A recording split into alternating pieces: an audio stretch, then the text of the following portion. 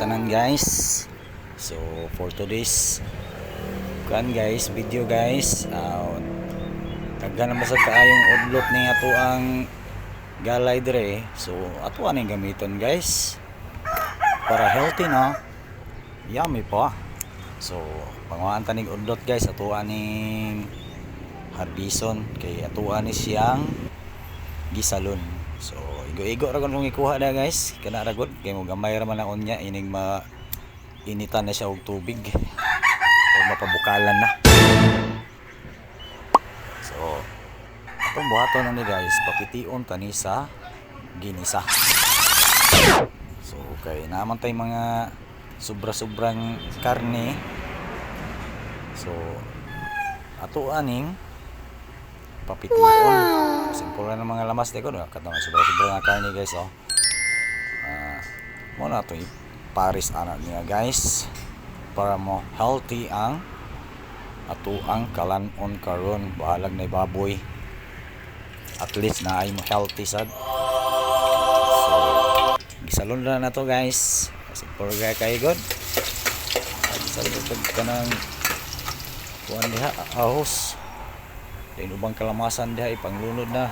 Pasensyahan mo guys kay nagahukas ko ani guys, kay gipaningot pa ko ani guys. Disclaimer lang. So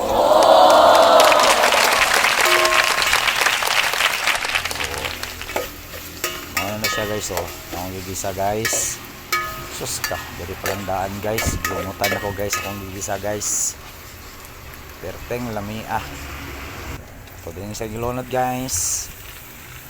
Kaman ano niya, siyempre ato sa natakluban dahil timplahan litos ricados para mulami.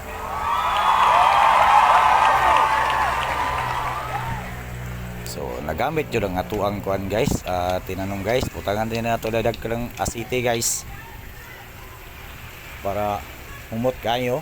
Ayaw di ma. Bisik-bisikan o ganang mga kuan ginagmayng tubig. Piti na. Putangan din nagpulbos guys. What?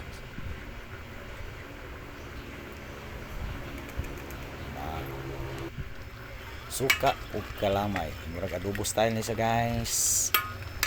So ano ni siya guys, oh lamay na kayo guys, humot na kayo. So kung may giulat na to guys, bubo na kay mga on na ta. Thanks for watching guys. Wow.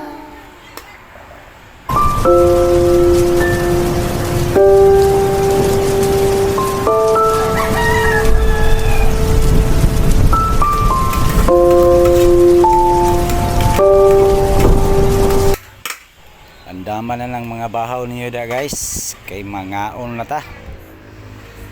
Wa na sad. Piti na sad guys. Libre na sad.